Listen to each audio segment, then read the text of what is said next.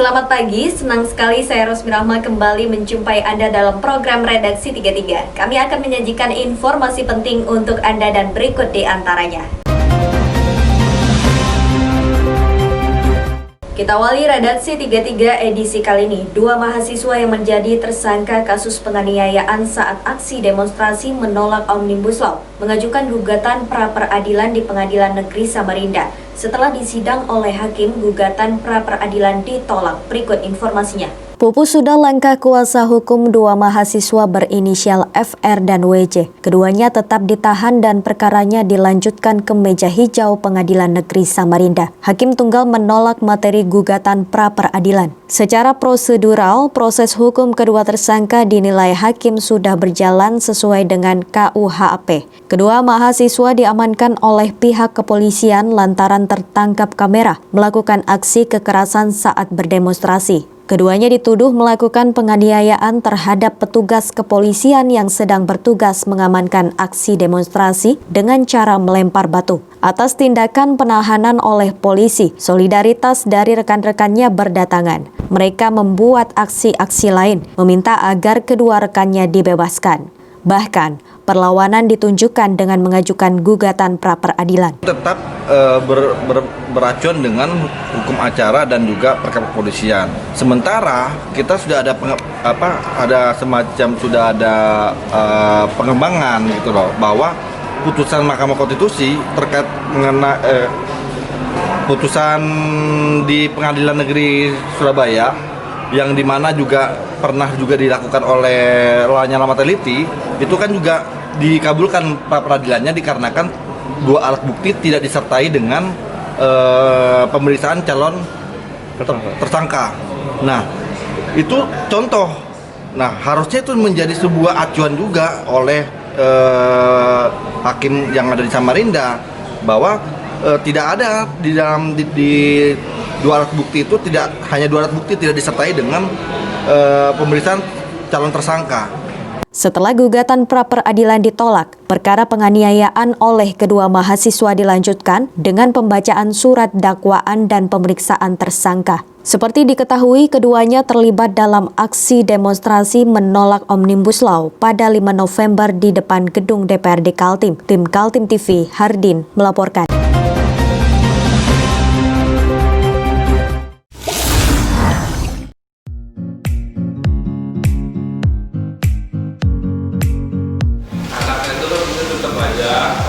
Cara mudah beriklan digital di Kaltim TV.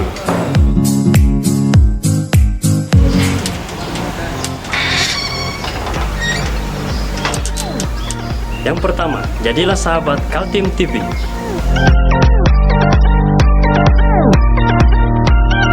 Dengan Rp1.000.000, para sahabat mendapat 20 kali tayang di slot berita kamu.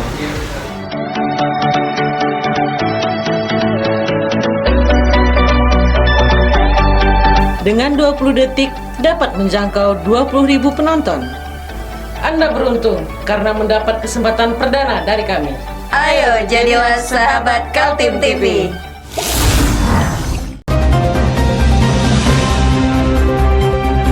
Sepasang kekasih berinisial WE dan SE diamankan petugas kepolisian Polsek Sungai Pinang, Samarinda. Keduanya ditangkap karena kasus uang palsu yang diproduksi dengan cara mencetak, menggunakan printer dan dibelanjakan ke warung-warung kecil di pinggir kota. Berikut informasinya.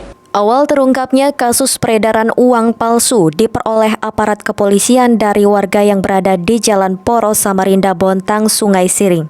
Sebuah warung kecil melaporkan adanya orang membeli menggunakan uang palsu. Setelah diselidiki ciri-cirinya, akhirnya polisi berhasil menemukan tempat tinggal kontrakan tersangka di sekitar Jalan Muhammad Yamin, Samarinda. Dua orang yang diketahui sepasang kekasih nikah siri langsung diamankan, sedangkan satu orang lagi dengan panggilan Gepeng masih dikejar dan menjadi daftar pencarian orang pihak kepolisian. Siring, Kecamatan Samarinda Utara, ada informasi dari masyarakat yang berjualan di warung menemukan adanya seseorang yang melaksanakan pembelanjaan di warung dengan menggunakan uang palsu. Melaporkan ke polsek kami dan kami tidak lanjuti. Memang secara kasat mata kami lihat uang itu palsu dan berbeda dengan uang yang aslinya.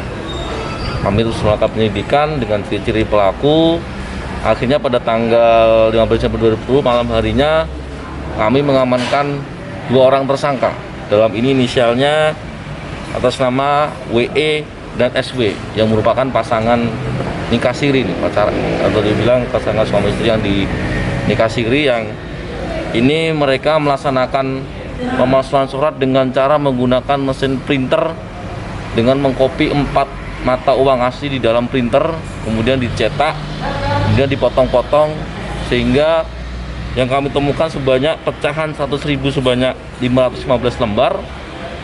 Dari rumah tersangka diamankan barang bukti berupa 684 lembar uang palsu, terdiri dari pecahan 100 ribuan sebanyak 515 lembar dan pecahan 20 ribuan sebanyak 169 lembar. Total nilai uang palsu yang belum dibelanjakan ada Rp54.860.000. Perannya 2 orang ini adalah, jadi mereka bertiga termasuk DPO kita atas nama Gepeng. Mereka membuat surat palsu di rumah kontrakannya di dalam M Yamin. Kemudian uang palsu itu dibuat bersama-sama, diprint sama-sama sehingga sampai 700 lembar tersebut, kemudian dipotong-potong dan kemudian mereka melakukan transaksi di luar wilayahnya dia, ya, yang tidak termonitor di wilayah Samarinda Utara yang di Jalan Poros. Dan itu mereka lakukan ini berdasarkan pengalaman teman-temannya yang pernah masuk penjara, yang pernah membuat surat palsu, uang palsu ini. Dan ini baru sebulan ini mereka beroperasi dan 14 juta rupiah sudah dilakukan transaksi. Keduanya kini dihadapkan dengan pasal 36 junto pasal 26 Undang-Undang Nomor 7 Tahun 2011 tentang mata uang dengan ancaman penjara paling lama 10 tahun dan denda paling banyak 10 miliar rupiah. Tim Kaltim TV, Hardin melaporkan.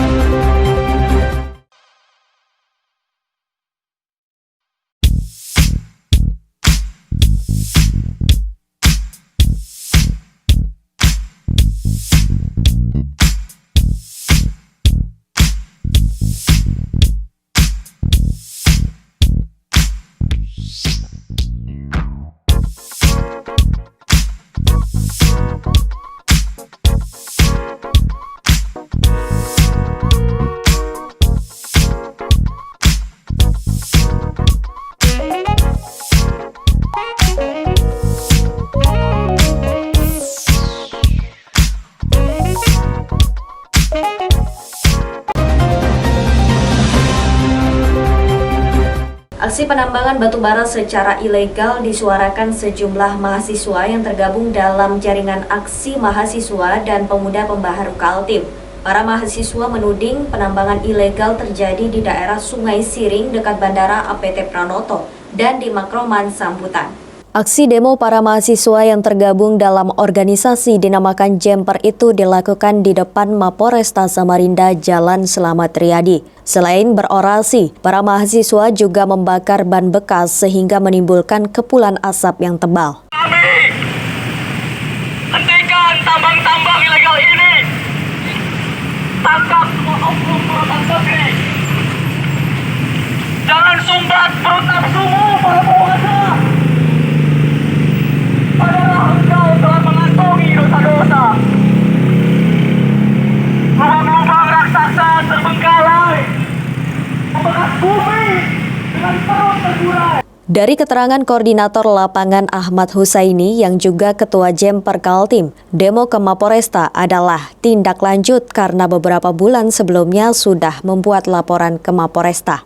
Para pendemo ingin mendapat tanggapan para penegak hukum, namun para mahasiswa merasa saluran penyampaian aspirasi mereka tersumbat karena tidak ada respon. Menurut temuan para mahasiswa, kasus illegal mining terjadi di mana-mana, bukan hanya di Kabupaten Kutai Kartanegara, namun juga di Samarinda. Para mahasiswa menunjuk adanya penambangan diduga liar di Sungai Siring dekat Bandara APT Pranoto dan juga di wilayah Makroman, Kecamatan Sambutan. Para mahasiswa mengaku memiliki data-data kalau beberapa titik itu menjadi objek eksploitasi penambangan yang diduga dilakukan perusahaan tanpa izin. Pada hari ini kami melakukan kegiatan pengawalan atas laporan kami bahwa ada kejadian aktivitas tambang ilegal di sekitaran Bandara APT Baronoto dan daerah Makroman.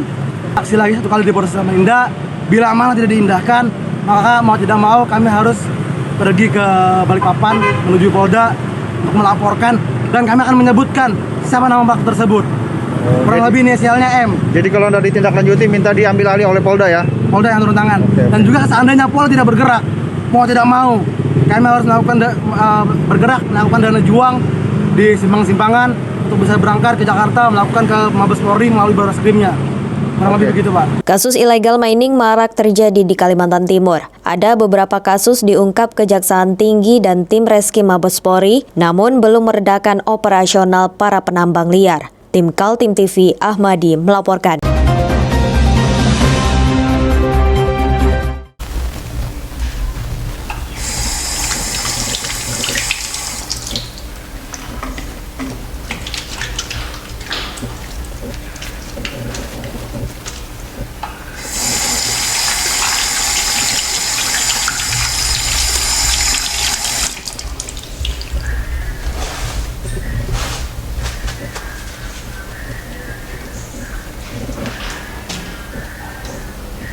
Meskipun di rumah saja, kita tetap selalu menjaga kesehatan, cuci tangan, menggunakan hand sanitizer.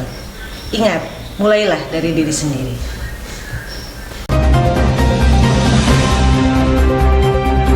Kita beralih ke informasi selanjutnya. Satreskrim Polres Kutai Kartanegara mengamankan 2 orang pencuri, Rizky dan Madi. Keduanya berusia 18 dan 23 tahun di Ciduk setelah melakukan aksi pencurian dengan kekerasan di Jalan Dr. F.L. Tobing, Rempangga, Kecamatan Tenggarong, Kabupaten Kutai Kartanegara.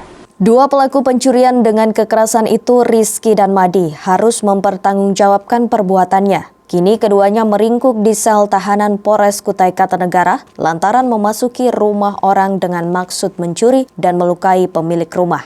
Rizky dan Madi berbekal linggis mencongkel rumah korban malam hari 8 Desember lalu. Namun tindakan itu ketahuan oleh pemilik rumah sehingga pelaku mengancam agar tetap berada di kamar. Saat itu pemilik rumah membangunkan anaknya sehingga terjadi perkelahian. Akibat perkelahian itu, anak korban mengalami luka sayat di tangan. Sementara pelaku melarikan diri tanpa sempat mengambil harta benda korban. Menurut keterangan Kapolres Kutai Kartanegara AKBP Irwan Masulin Ginting, pelaku hanya mengambil kunci mobil milik korban, sementara mobilnya aman-aman saja tidak dibawa pencuri. Ini dengan tersangka 2 orang, Rizky dengan Madi ini, modus operandinya pada malam hari melakukan pencurian dengan cara mencongkel ventilasi pintu belakang dengan menggunakan linggis. Pada saat melakukan perbuatannya, pemilik rumah terbangun, kemudian oleh pelaku disuruh masuk ke kamar, di mana pemilik rumah sempat membangunkan anaknya yang sedang tidur di kamar. Kemudian terjadi perkelahian dengan anaknya sehingga korban atau anak korban mengalami luka sayat pada tangan. Kemudian pelaku lari meninggalkan tempat kejadian. Ada barang yang dibawanya? Barang yang dibawa kebetulan hanya sempat kunci kendaraan, kunci mobil. Tidak lama berselang setelah tim Polres Kukar menerima laporan dari korban, kedua pelaku berhasil diciduk dari kediaman masing-masing. Kini kedua pelaku menghadapi ancaman pencurian dengan kekerasan pasal 365 KUHP, junto pasal 362 KUHP. Tim Kaltim TV, Hardin melaporkan.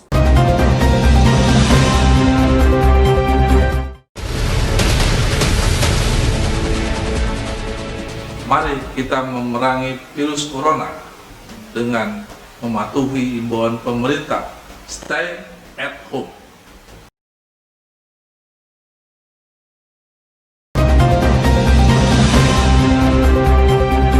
Tim SAR gabungan menghentikan pencarian terhadap nelayan bernama Mahmud yang hilang di perairan Muara Telak, Kecamatan Longkali, Kabupaten Pasir.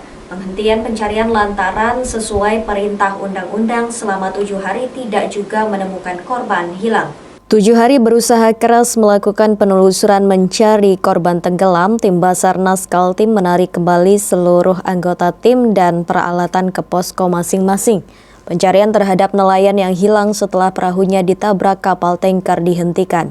Mahmud adalah warga Sungai Parit RT 1 Kecamatan Penajam, Kabupaten Penajam, Pasir Utara. Pria berusia 59 tahun itu bersama dengan temannya bernama Saming, malam itu sedang tertidur di atas perahu ketika datang kapal tanker menabrak perahu mereka.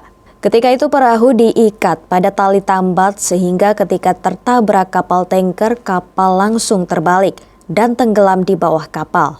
Saat itulah Mahmud tidak diketahui berada di mana, sementara Saming berhasil selamat setelah berpegang pada perahu yang terbalik.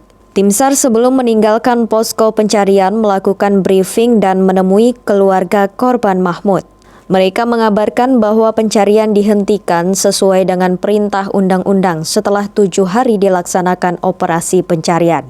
Selamat sore, hari ini juga saya akan melaporkan kepada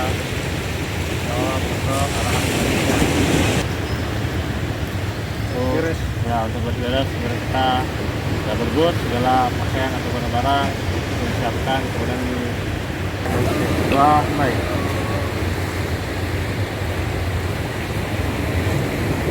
Baik. Hai.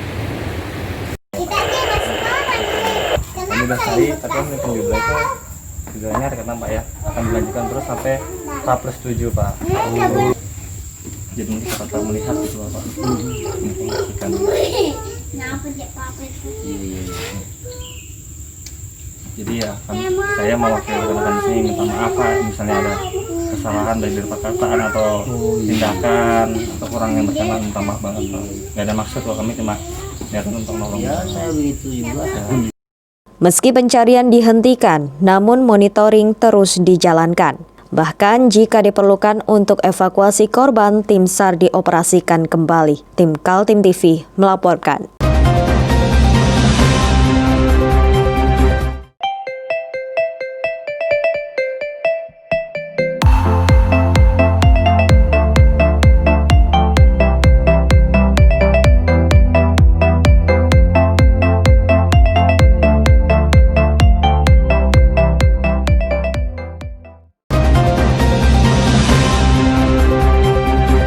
Demikian redaksi 33 edisi kali ini. Informasi lainnya dapat Anda simak melalui situs website kami www.kaltim.tv, channel YouTube dan fanpage Facebook Kaltim TV. Jangan lupa untuk selalu patuhi protokol kesehatan. Saya Rosmi Rahma bersama kerabat kerja yang bertugas pamit undur diri. Selamat pagi, selamat beraktivitas dan sampai jumpa.